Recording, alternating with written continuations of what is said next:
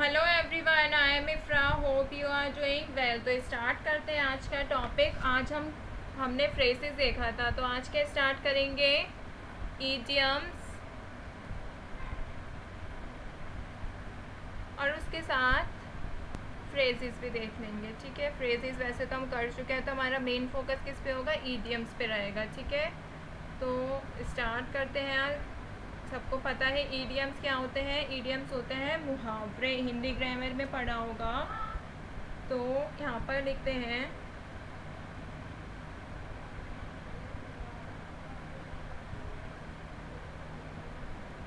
N idiom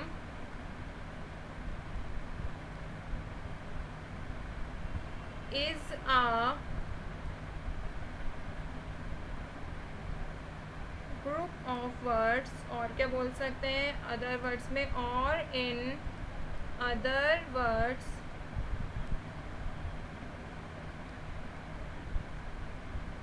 a phrase that has a meaning other than its literal meaning of the word in it। तो यहाँ पे क्या लिखा है हमने?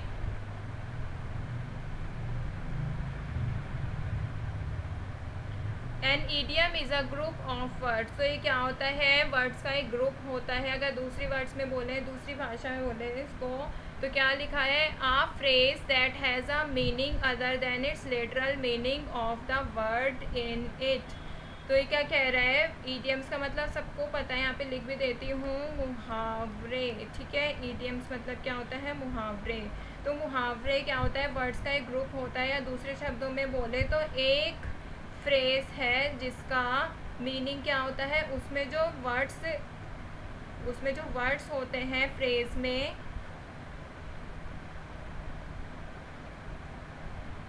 मतलब जो वर्ड्स उसमें लिखे होते हैं उससे अलग उसका मीनिंग होता है। तो यहाँ पे देखिए आप क्या कह रहे हैं, ये कि ये एक तरह से मुहावरे का रूप ले लेते हैं। जो फ्रेजेस में वर्ड्स होते हैं, ठीक है, वो क्या बन जाते हैं? मुहावरे बन जाते हैं।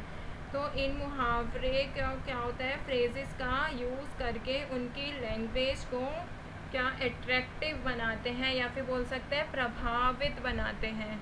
तो अब आपको समझ आया ईडियम्स होता क्या है? ईडियम एक ग्रुप होता है वर्ड्स का। अगर दूसरे वर्ड से बोले तो फ्रेज जिसका मीनिंग होता है, उसके जो लिटरल मीनिंग होता है, जो उसमें वर्ड्स यूज़ होते हैं, उससे अलग होता है। ठीक है, अगर आप एग्जाम्पल देखेंगे तो समझ आएगा। यहाँ पे लिखते हैं एग्जाम्पल्स। वर्ड्स अलग होंगे, मीनिंग अलग होगा। ठीक है, तो जैसे फर्स्ट लेते हैं यहाँ पर,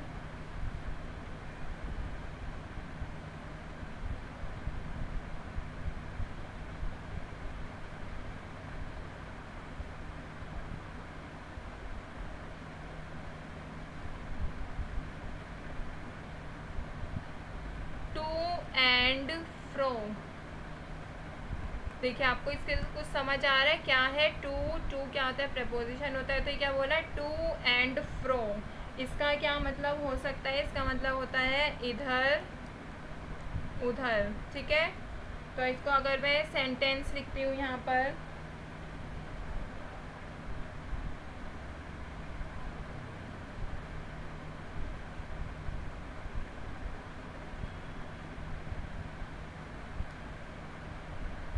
he was walking to and fro in the garden। तो क्या कह रहा है? वो वॉक कर रहा था गार्डन में इधर उधर। ठीक है, वो गार्डन में इधर उधर वॉक कर रहा था। सेकंड देखते हैं। सेकंड जैसे कि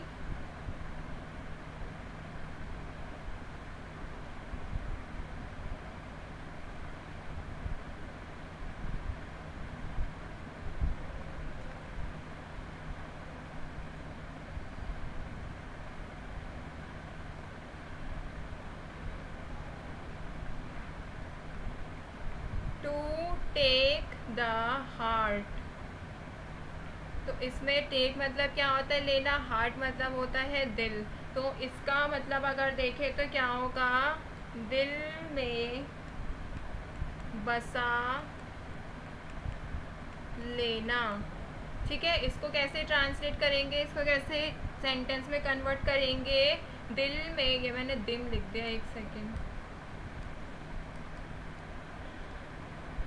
ठीक है, दिल में बसा लेना। तो अगर इसका सेंटेंस बनाएंगे, the old man took his son's death to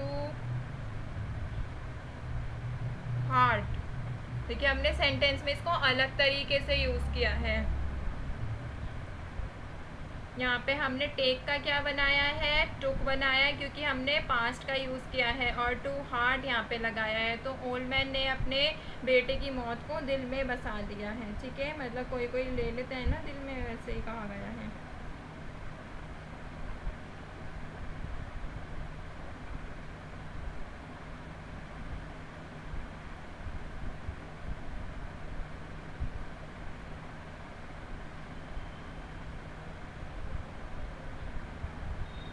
और देखते हैं यहाँ पर थर्ड,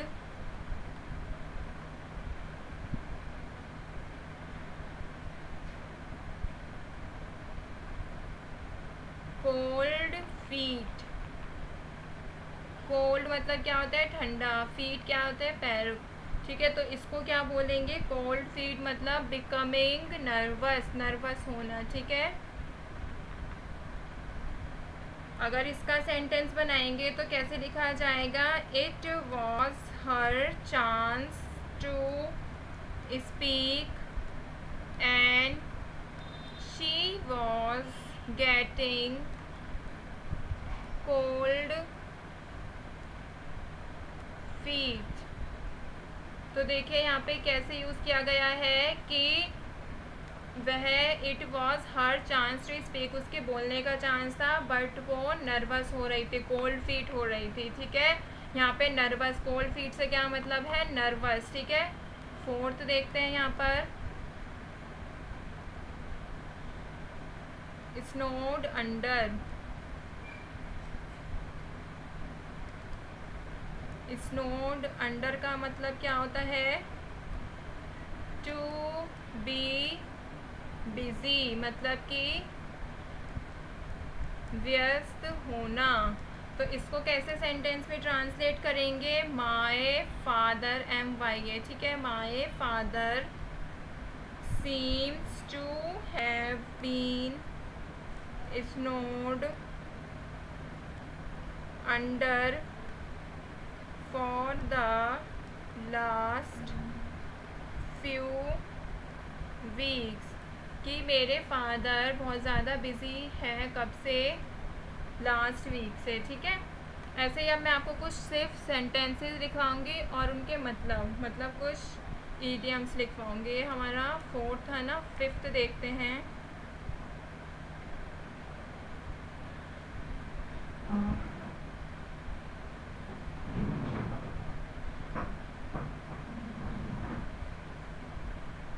लिखते हैं यहाँ पर fifth, pretty Penney.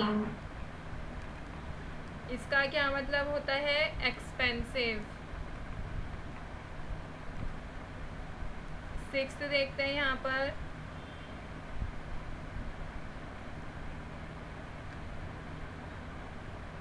Clouds of, on आएगा, clouds on the horizon. Clouds on the horizon का मतलब क्या होता है, प्रॉब्लम्स। जैसे Vishnu sense that there was multiple clouds on the horizon. 7 देखते हैं, 10 देखेंगे टोटल। ठीक है, 7 है,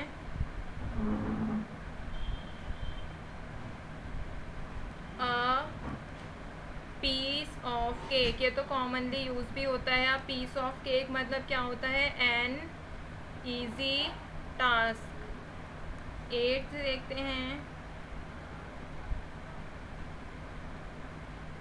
time is money, time is money का मतलब वैसे क्या होना चाहिए, टाइम पैसा है, बट अगर हम इसको ईडियम्स में देखेंगे तो इसका मतलब क्या होता है, टू वर्क क्विकली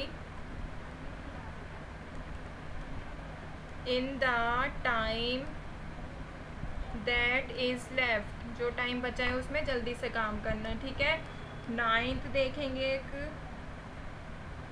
जैसे स्पिल द बीन्स, मतलब कि स्पिल द बीन्स का मतलब क्या होता है, यहाँ पर लिखते हैं रिवील मतलब क्या होता है, बताना। ठीक है, रिवील आ सीक्रेट, सीक्रेट बता देना। स्पिल द बीन्स, जैसे Reena spill the beans about her sister. ठीक है, एक 10th देखते हैं, यहाँ पर लास्ट है ये, जैसे कि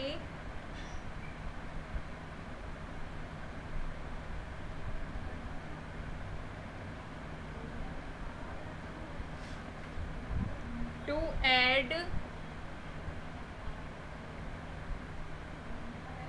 फ्यूल टू द फायर, तो इसका मतलब क्या होता है, to add fuel to the fire मतलब जल्दी पर तेल डालना। ये भी बहुत ज़्यादा यूज़ करते हैं, तो इसका मतलब क्या होता है,